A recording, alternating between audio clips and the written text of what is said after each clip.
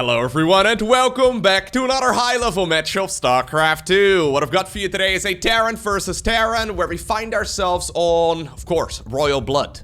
You could wake me up in the middle of the night, show me a picture of this cursed rug, I'll be able to tell you the map name. Spotting right here in the top right-hand corner, playing with the red Terran as CVs. We have the strongest Terran player in the world and the current rank 1 overall, according to a Liga Lek. We're looking inside of the main base of Maru. His opponent in the opposite corner with the blue Terran as CVs, hailing from Poland. We're looking inside of the base of Spirit. Alright, so Spirit versus Maru. This particular replay is the longest replay that's included in the WTL replay pack. I have absolutely no idea if it's going to be any good, but I'm excited to find out exactly what ended up going down between these players. And I guess if this game isn't good, it turns out that I'm not going to be uploading this video, so I'm just talking to myself in a room. Which, I guess, even if I do upload this video, I'm still just talking to myself in a room early in the morning. Hoping that I don't wake up my neighbors. Anyways, since, yeah, nobody is planting any barracks on the other side of the map, I think we have to settle the rug situation once and for all, okay? It's gonna take a couple of minutes before this game really starts off. I mean, both players are scouting each other out. We do have double gas. Alright, fair enough.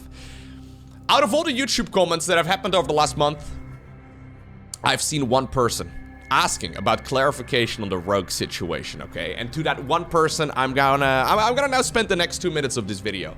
I know nobody else cares. You can fast forward a little bit if you want to get to the action. But let's talk about the rugs once and for all, because there is a little bit of confusion, okay? So this particular version of the map, Royal Blood LE, is the ladder edition of the map. This is a tournament game from the WTL, but apparently they use the ladder edition of the maps, which has a small bug on it. Not particularly relevant in most games, but I guess in a Terran versus Terran, it could come into play. So it turns out these, like, Aladdin-looking rugs right over here, if you burrow a Widow Mine right over here, somewhere on the visual, right, somewhere on that rug, it disappears. Normally it leaves a little indicator behind that there is a Widow Mine burrowed there, but I guess somehow, with the way that the map is made, I guess it's in between the carpet and the rug and the floor. I'm not exactly sure how it works out. So this is the case on that base. It's also the case right over here at the triangle base, and the base right here forward. And this was picked up on very early when the map was first introduced on the ladder. Now, the map maker updated it. The ESL version of the map, for example, basically features these square-ish, I don't want to call the geometrical shape on that thing. Anyways, they basically put these rugs on every single expansion instead, rather than these two right over here. Because of that, yeah, most of the tournament games that I cast these days do update or do feature the updated map, but apparently not for this particular tournament. Sometimes I guess when the players have to host the games or there's no referee, you know, shouting at them, they will just go with whatever the fastest, like the first map that shows up in the list, right? When you open a custom lobby in StarCraft 2 and you host it on a certain map, you just type in Royal Blood. I guess they just went with the one at the top of the list, and that happens to be the one that, technically speaking, has a very small bug on it. There you go. I could talk about the rugs on this map for hours, man. I'm actually kind of glad that they fixed them. Mostly because the end piece over here, it just... it's so cursed. It doesn't work. Anyhow, we've got a little bit of action. Maru ready to roll out, apparently. There's already a couple of Reapers waiting over here as well. I said a couple just to trigger that one guy from the YouTube comment section that I brought up yesterday. 3 Reapers here waiting. We have a bunch. There's some meta jokes going on apparently today. I can't help myself, guys. Anyways, we've got ourselves a small group of units though, and it's gonna be very difficult for Maru to get in. Quick 1-1-1 right here from Spirit as well. He's gonna be able to go straight into that Raven, whereas on the other side of the map, we're lacking that second tech lab. So Maru is not gonna be able to do a similar unit just yet. Instead, he'll be opting for something that is gonna be a little bit different. He's gonna be getting a bit more aggressive.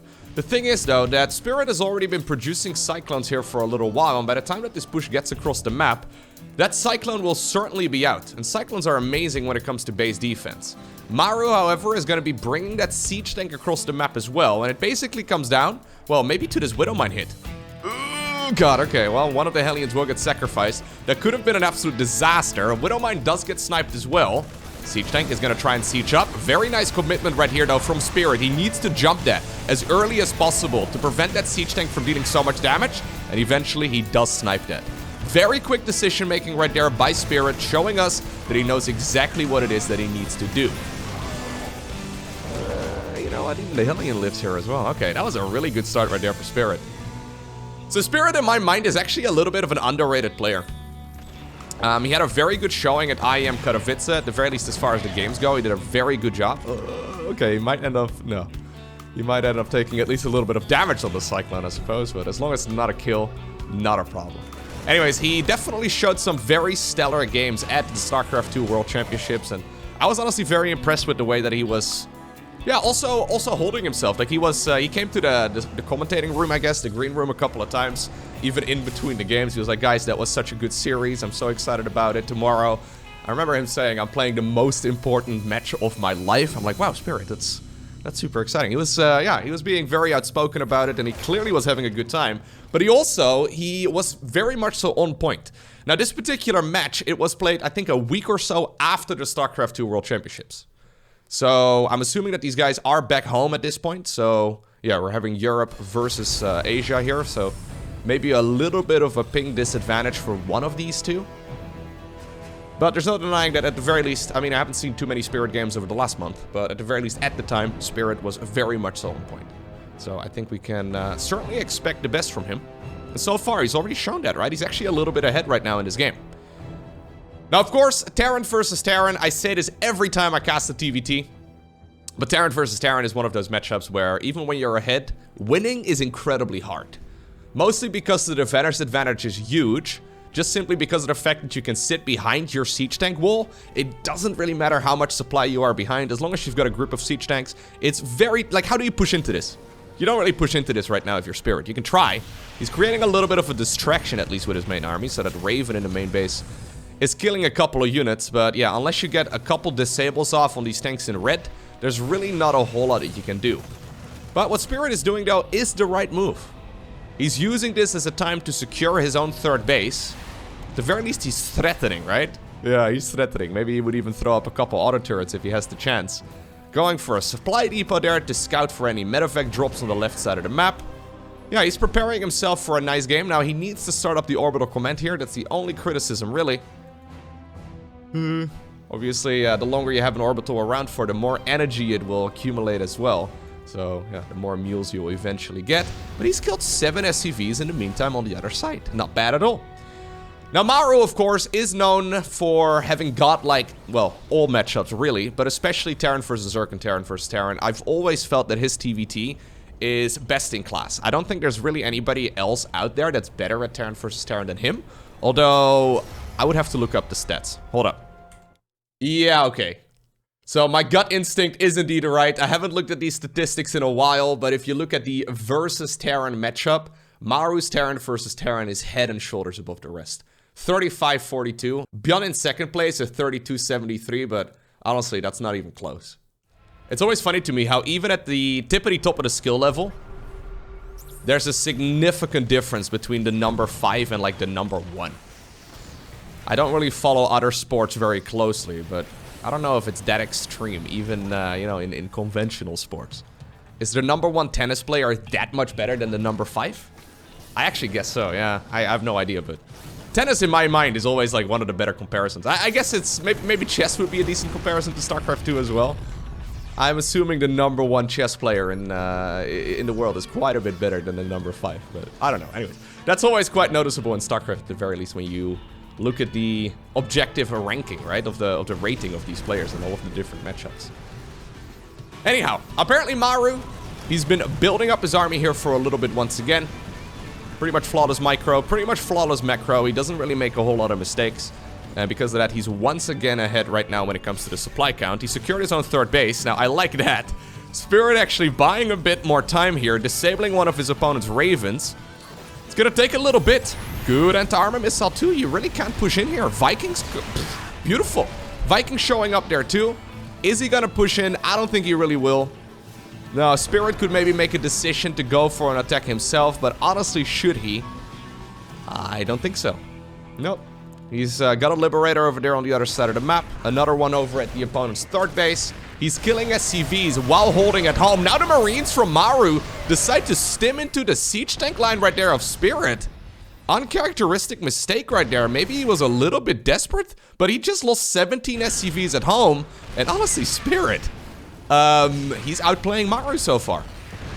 Very nicely done. The only problem right now, though, for Spirit is that his opponent's siege tanks are in range of the orbital command, so he's gonna have to break this, and that means he has to stim into his opponent's army. Maru sees this coming from a mile away as he stims his own units. Medevac ends up going down, but I do believe there's enough right here for our player in blue. I say that. Good target firing right there by Maru. That siege tank will go down. There's still one available.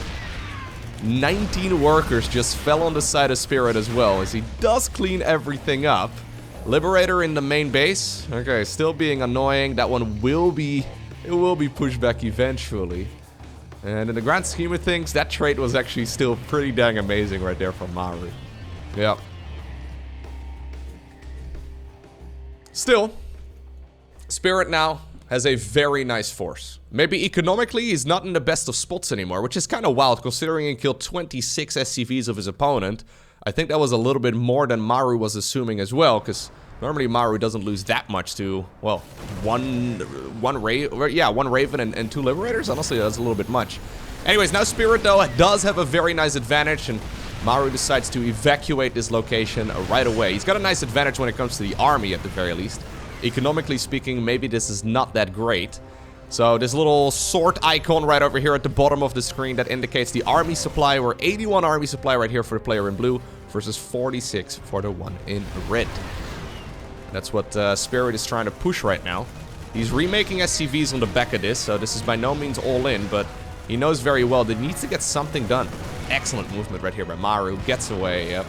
That, ooh, careful. That siege tank, just barely out of range apparently. Spirit does have a couple Liberators. So the Liberators are nice in this matchup. They're nice in all matchups, but especially in Terran versus Terran, because you can use it to force the opponent's siege tanks to unsiege, right? So if you have the air superiority, you can push the Liberators forward, push back your opponent's Vikings with your own Vikings, maybe with your, I don't know, your Ravens or something like that. And you can start slow pushing forward with those Liberators. The problem is, if you don't have the air superiority, Liberators can't really get much done other than maybe a little bit of harassment. Maru, in the meantime, by the way, has landed that command center of his next to the natural. So this is in the other location where players often take their third base. Fourth command center gets scanned right here as well by our player in red, and yeah, realizes, okay, there's really nothing for me to get too concerned of, yeah. There's no fourth command center here for Spirit, who has decided to really just push that army advantage of his, but I don't really know. Like, I've cast a lot of Maru games over the years. He generally doesn't die very easily, right? So this is a good catch. Getting one of the siege tanks at the very least, a couple of the Marines as well, but I don't think that's going to be enough. No, it's not going to be enough to kill the command center at the very least. Okay, that Liberator still being obnoxious. Getting a couple kills here, not bad at all, but eventually it will go down. Fourth command center has started up in the meantime at the 6 o'clock position. Fourth command center about halfway done right here as well for Maru, though. And it looks like we are, yeah, setting ourselves up for a little bit of a longer game right now. Neither player really able to commit to too much aggression. Both players have tried, but neither of them really got an overwhelming advantage. And Spirit right now, once again, finding himself in a much better spot. Okay, let's look at the roller coaster, yeah. So the income advantage has been switching left, right, and center, apparently. That is kind of fun. Both players trying to grab the lead, but in the end, I think things are relatively even. And if you look at the work account right now as well, 65 versus 64. Maru's fourth command center is, I guess, a little bit quicker, so he's going to be able to fly that on over there. But by the time he gets there, the fourth command center of Spirit is done. Even though the roads that these guys have taken are very different, in the end, they do arrive in a very similar spot. Upgrades, I guess, slightly ahead right here for Maru, who has decided to go for the +3 here a little bit quicker. But honestly, these are... The upgrade advantages, right, they're really nice. And in other matchups in StarCraft 2, oftentimes we see timing attacks based around those upgrades finishing up. So say, for example, you're a Protoss player, you've been Crota boosting out your Forge upgrades, you got 2-2 done, and right as you hit that power spike, that's when you hit your opponent in the face with a huge army. In Terran versus Terran, obviously timing attacks are still a thing. But they're still siege tanks, right? So even if you do have the +1 armor right here on the Marines, right? And you get a small advantage compared to your opponent, you still have to push into siege-top tanks. So those upgrades are important. But yeah, I actually don't hate Spirit actually delaying his 3-3 and opting to go for a fusion core right here, opting to go for 2 additional starports right here as well. So rather than going 3-3, he's prioritizing additional tech. The fusion core has an upgrade called Advanced Ballistics. It is +2 range, I believe. +2? +3? I think it's +2. For the Liberators. So they can do their anti-ground mode from a little bit further away. SCVs here, okay, apparently on a path of murder, and they do kill that one Marine that was scouting that location out. Big drop right here inside of the main base, though. Spirit decides to commit about 30 supply, and at the same time, yeah, we've got Maru now stimming forward as well. He wants to get this command center really badly, but he probably has to back off, yeah. Those siege tanks in blue forcing him to get away right now, since the Vikings inside of the main base of Maru have now cleared out all of the medevacs. They've decided to land on the ground, and they are chasing down Jimmy and his friends.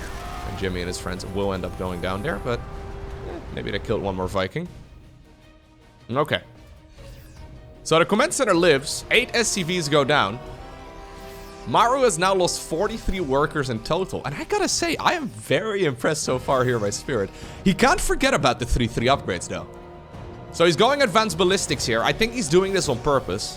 I think he's preparing himself for that Mass Liberator transition. Yeah, double reactor coming up. But he really should... Okay, he didn't forget about it. Good. He really should start up the 3-3 upgrades there. Is what I was gonna say. And as soon as I did, apparently he did. So that's nice. Makes me sound really smart too. Thank you, Spirit, for making me sound intelligent. Finally something I sound intelligent about. Ma, get the camera. Okay, 5th command center now landed in the center of the map. Maru doing the same thing on the other side of the map. He's finished 3-3, but this is what well, he's finishing it right now. This is what I was talking about, though. What exactly are you going to be able to do right now? In a straight-up Marine versus Marine battle, these Marines are stronger. Right? And in Zerg versus Zerg, for example, if it's Roach versus Roach, right, which is what we see so very frequently, yeah, those upgrades are really nice. But in these Marine battles, when there's a lot of siege tanks on the back of it too, you just don't get as much value. So I actually like this transition here from Spirit quite a bit. He's now pumping out 4 Vikings at once and 2 Liberators. So the Liberators are definitely a bit of a confidence here. He's got 12 versus 12 Vikings. As soon as he destroys his opponent's Vikings, those Liberators are going to reign supreme. And since Maru didn't add on, well, he did add on a little bit more production just now, but not any reactors, he is gonna go for Mass Raven instead. So we have an air transition here that is certainly very different. Okay. Now, one thing to note is that Spirit, in case you're unfamiliar, he is well known to play these very long macro games. Normally, when you're doing a StarCraft 2 tournament, usually you calculate about 45 minutes for a best of 3. And when Spirit happens to be playing a best of 3, you usually calculate about, I think, an hour and a half or so. Okay, maybe that's a bit extreme. But there's no denying that he loves playing the long game. And that's exactly what he's setting himself up for right here as well, as he does go for a big medevac drop. Okay, see if the medevac can get anything done. Kills a couple Ravens, not bad. Another uncharacteristic mistake right there from Maru. Although, well, the other Raven, it didn't go down. And it did throw off a anti-armor missile. At the same time, though, the Viking War is being won. Really lovely work right there by Spirit. 13 versus only 4 right now. That means he can really start doubling down on the Liberators. What in the world does Maru have at this point against ranged Liberators? He's got nothing. Yeah, immediately we see 3 of them starting up. There's a lot of Vikings on the other side. You do have to send those in one big ball together usually. Another medevac drop over here. Trying to be annoying. Planetary Fortress, of course, can't lift off, so it's just going to take a lot of damage, and I do believe it's eventually going to fall. Yeah, it is going to fall. Okay, medevacs over here do get pushed back. And if the Liberators would show up right now... Oh my god, they're even hunting down the Ravens. Hell yeah, let's go. I'm not going to lie, guys. I was going into this cast assuming it was going to be a smooth victory for Maru. But Spirit is showing us that he is capable of competing with the best of the best. He is currently the rank 18 in the world, according to Alirlek, which is a very respectable ranking, and probably higher than most people would honestly anticipate. Not as any disrespect or whatever, but he's very strong at the game, but yet we don't really hear a lot of people talk about him. Oh, there we go, getting another Raven. He's out-microing and out-macroing Maru here. in the man who's got phenomenal TVT. Now, I am a little concerned for how long he's sticking around here. Yeah. Worst case scenario right now, Maru is gonna go for a full-on counterattack. He's unsieging the tanks. Yeah, that's what he does. That's what Maru loves to do. There's one Marine over here, just sort of not spotting, I guess, all of those SCVs he could be targeting from behind the mineral line. Okay, a couple of siege tanks available here as well for Spirit, who's actually unsieging a few of them. Probably not anticipating his opponent to siege that highly towards the high ground over here. Not that quickly, rather, towards the high ground. In the meantime, though, Spirit is slow pushing here on the other side of the map as well. Okay, there are still a good chunk of units available, and Maru actually does get pushed back in the meantime at home. My god, Spirit! Let's go, dude. I would love to see one Liberator heading on over here. Just any sort of harassment up there would be amazing, but instead, I think Spirit may very well be smelling blood in the water. Maru now recognizes the dramatic situation that he's in, and he actually comes in from every angle. My god, Maru, what a fight! He decides to stim with purely really Marines, the siege tank showing up after most of the battle concluded, and he cleans up that position. But at what cost? Oh, Jimmy apparently decided to walk in. Now the Liberator shows up, okay. If you look right here at the army size, yeah. Sure, Maru managed to clean that up, but that was very expensive. Economically speaking, he's not in that great of a spot. Army-wise, he doesn't really have that much. Spirit is adding on even more of those starports right now, so he is ready to double down on the air superiority. At some point, we may be transitioning towards, like, full Sky Terran with siege tanks for support. Okay, Maru, he's forced to back off right there with those Ravens. Those Ravens are very dangerous right here for Spirit, of course, especially when you go very siege tank heavy, so currently we're at 11 versus 7. But yeah, if those Ravens can temporarily disable a bunch of those tanks, that does make the game much harder. Okay, another Liberator moving on over in that direction. Getting a medevac, not bad. Both players, though, trying to take as much of their side of the map as possible. Spirit does have a healthy amount of command centers. He's trying his very best to take all of the bases here. There's still the golden minerals that you can, well, mine out relatively easily, too. I think you could just siege up right from here, no? I think that'd be much better. Anyways, I'll keep the camera mostly on the main army movement here, as both players are, yeah, zigzagging around each other. When Maru zigs, Spirit zags, is what I'm saying, okay? They want to get into a good spot. Obviously, they've got scans available so they can see where the opponent is located. And right now, well, I think this zigzagging here has gone in favor of Spirit, as he could go after this base. Instead, he wants more. Yeah, just getting the base is apparently not enough. Oh, Maru right now runs forward once again as well. There's a couple of the interference matrices, though, shutting down the siege tanks in blue. That means that the Vikings are kind of exposed right now as well. Okay, Maru actually holds once again, it seems. My god. Complete bloodbath right over here. Okay. Yeah, no, at least the Vikings still live. I think that was basically the best case fight right there for Spirit. But, oh, okay, he decides to land the Vikings right now. That is very quick unlift as well. Or unlift? Unlift. Very quick lift off as well before the siege tanks could get a proper hit in. You'll love to see it. Maru, though, also making the best of a bad situation, and in the middle of this, he did sneak his main command center on over towards the right side of the map. So he's actually gonna start mining the base here at the 3 o'clock without Spirit being aware of it. This could backfire quite nicely, though. The thing is, right, Spirit is smelling blood. He's been smelling blood in the water for the better part of, like, 10 minutes. He's had the economical advantage. He's got very good upgrades. He's got a better army than his opponent. The question is, can he actually bring it home? I've seen Maru pull rabbits out of hats many times in the past. This is nice, yeah. Getting some free siege tank hits right over there. Killing some Marines, not bad at all. Okay, the command center being killed by Vikings. Not something you see all too often, but landed Vikings are actually pretty dang good. They deal bonus to mechanical. In the meantime, by the way, though, if you look at the minimap right here, Spirit is basically taking everything. What I don't really like right here for Spirit is how far he is up here, and he's been disconnected from his main supply line for a long time. So, yeah, maybe he can shut down some of this over here, but regrouping his army is going to be very difficult. He's essentially sliced in half. Maru must realize right now as well that only about half of the Terran army in blue is up here. He's going to sacrifice some more of his SCVs, but he is going to be able to pounce right on top of that army in blue, shut it all down, and that's the type of Maru move that we are used to seeing. He consistently makes those decisions that are very dangerous, but this right now actually has alleviated a lot of that pressure though. If we could also get the Vikings, that would be amazing. Yeah, he wants to, but I think Spirit should be able to get away. Yeah, he is going to be able to fly those away. Okay. The natural expansion lifted off. It's now going to go to the center of the map. Maru's economy isn't amazing, but it's still decent enough to at the very least make an army that can contest the one of Spirit. Spirit's got 74 workers, and yes, he's taken all the bases, but he doesn't have enough SCVs to actually fully saturate all of the mineral lines that he's got. So the minimap can be a little bit deceiving here.